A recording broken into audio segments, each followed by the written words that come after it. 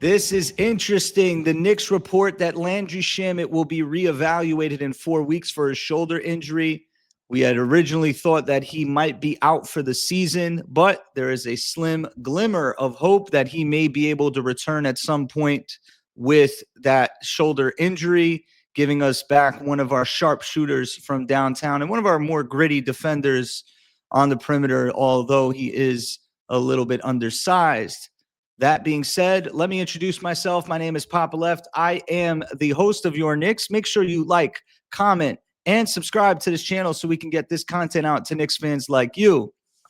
Happy Thanksgiving. The Knicks also won last night on Thanksgiving Eve, 129-101, taking care of the Charlotte Hornets handily behind a heroic effort at that end of the second quarter where the Knicks completely blitzed the Hornets. And they ended that quarter up 35-16. Jalen Brunson had 33 points last night. Josh Hart, 22 points, 8 rebounds, 7 assists, hitting threes, stealing the ball in transition and getting dunks. Just had a great game for the Knicks, brought all the energy we needed. And again, built off that defensive locked-in mindset that I talked about that they're going to need in the absence of OG Anunoby. I thought that Miles McBride and Tyler Kolek off the bench did a great job. There was a couple possessions where Tyler Kolek was denying Brandon Miller. Yes, that happened. Tyler Kolek denied Brandon Miller off ball. And also Tyler Kolek was guarding on ball against guys like LaMelo and Colin Sexton and Brandon Miller and Con Kneppel. The Knicks did a tremendous job of containing the dribble drive, something that they've struggled with all season. It was a lot of bright spots for the Knicks. Talk about Kolek, talk about McBride, who also hit some shots. Karl Anthony Towns continues to focus his game as a post-up player more than a perimeter player, which is interesting. It's good. We'll see how long it lasts, especially as the matchups, elevate.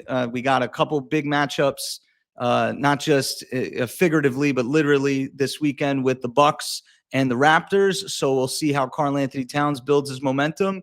I think it's a good move for him not to force the three. I don't know where he's maybe not getting a lot of lift on his shots. He may just be out of rhythm, but it also could be scheme. It could be opposing coaches are saying, do not let Karl Anthony Towns, get too much space out there on the 3-point line. So he is being, reading the game well. He's not really forcing anything. So that's nice to see. But again, I am a little bit cautious on that because the matchup was in his favor the last couple nights. Charlotte has guys like, Ryan Kalkbrenner, rookie from Creighton. Actually, I really like him. I thought he was one of the few bright spots for Charlotte last night. But they don't really have a lot of depth in their big position. Diabate. I'm not really sure. He's a good young player. Brandon Miller, a little too undersized. Miles Bridges, too undersized to guard him. So we'll see how he fares this weekend against the Bucks and the Raptors. Jalen Brunson's shooting is just on another level. His individual one-on-one game is as locked in as it's been. Again, also the defense. The Knicks were, aggressively jumping the pick and rolls, trapping pick and rolls, making steals and deflections in the passing lane. And I hate to say this, but it was an NBA Cup game, and throw me in the garbage if you think this is a bad take. I think the Knicks put in their best effort for a reason. I think they want to go to Vegas. Like I saw extra efforts on the defense. Not that the team hasn't shown flashes of good defense, but it looked a little like a concerted effort that they wanted to blow out the Hornets. And they did run up the score towards the end of the game. They kept their starters in up 25 with like 4 minutes left for an extra 2 minutes or so to push the lead as much as they could up even more. They ended the half up 25, and they actually did struggle a little bit in the third quarter. I think they may have, taken the foot off the gas. They put in such a tremendous effort. I thought that second quarter was the best quarter of the season, just based off everybody contributing. The defense was fire. I was fired up as a fan. I wasn't really focused on the fact that we were playing the Hornets. I just thought that everybody locked in together, including Yabusele, Mitchell Robinson, Karl Anthony Towns, everybody on the back end. And then the ball pressure was phenomenal. I can't get enough of Tyler Kolek's defensive mindset right now. Actually, I think his weakness right now is just getting busy with the ball in his hands and going downhill and having the appropriate timing to stop, pop, and get floaters in the lane. Because once he's able to do that, I think it will unlock a lot of what he can do in terms of his court vision. But teams are going to make him try to shoot the ball a little bit more. And he has to prove that he can beat ball pressure. But defensively, nobody thought he would be able to really make an impact. And this didn't just start with the Brooklyn game. If you go back to the Orlando game, especially in that second half, the Knicks were really struggling. In the third quarter, when Kolek got in the game, I thought he did a good job of at least fighting with Anthony Black on inbounds plays, containing the dribble drive, doing a really good job of giving the Knicks the right energy that they need. So that's good. Diawara came in the game late and off movement, off of a handoff. He did hit a three, which is nice to see. Again, late in the game, less pressure. The Knicks are playing a glorified home game in Charlotte. Shout out to all the Knicks fans, man.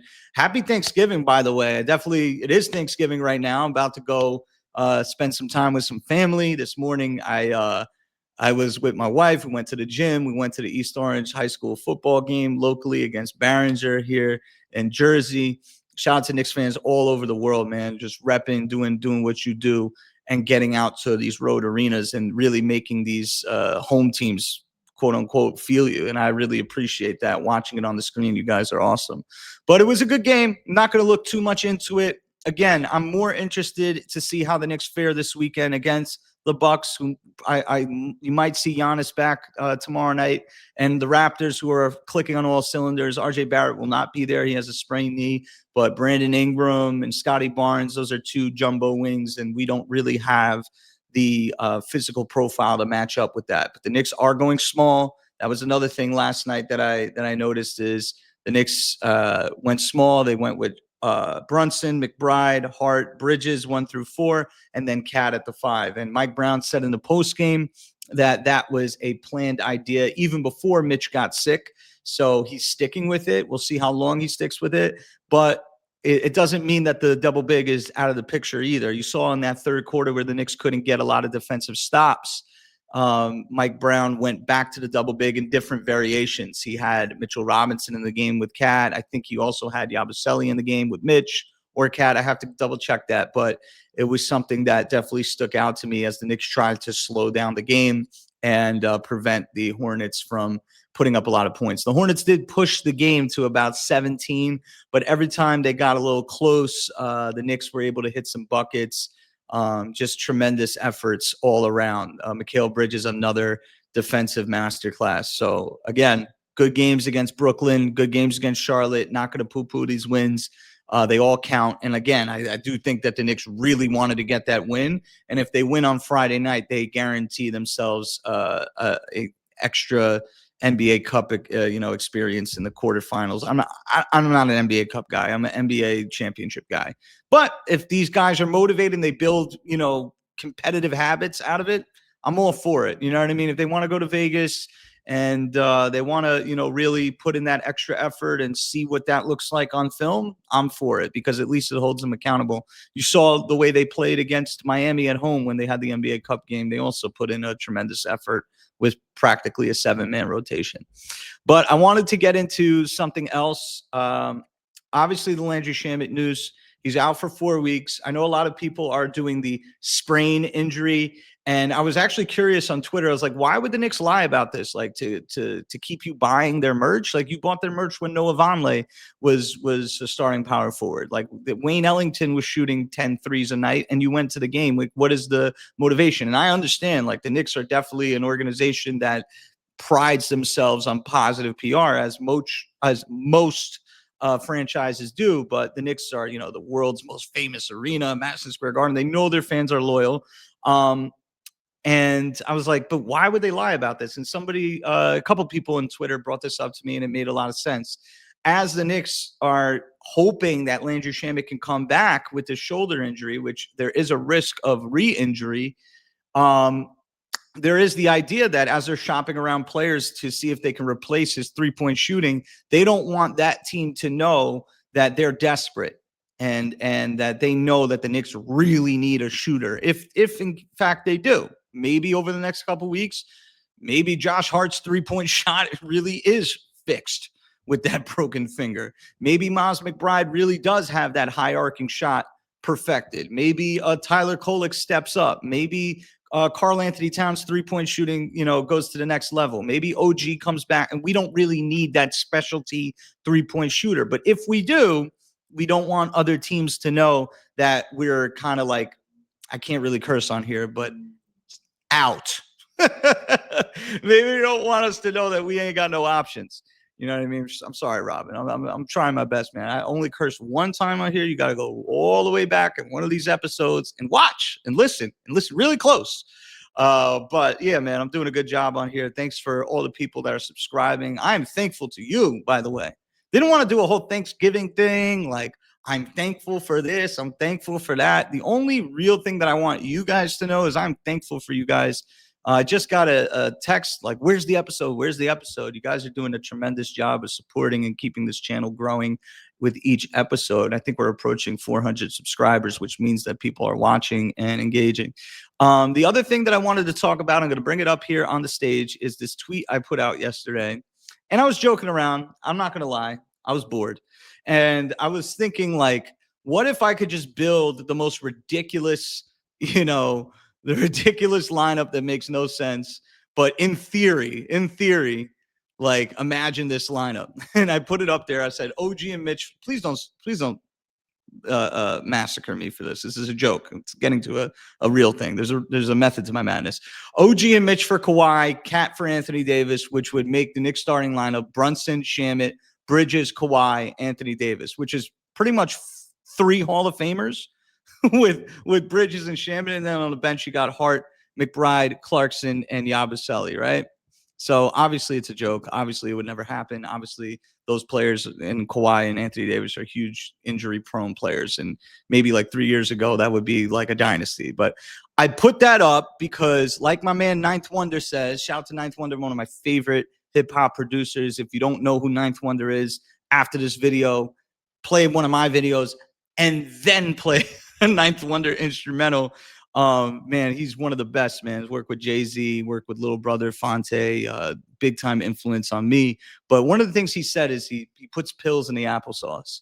Sometimes in order to get people to your content, you got to drive something out there to, lure them in, or as they call it on Twitter, bait or rage bait. So this was my rage bait, and this was my real idea that I wanted people to see. So I said, here's a strategy for the Knicks.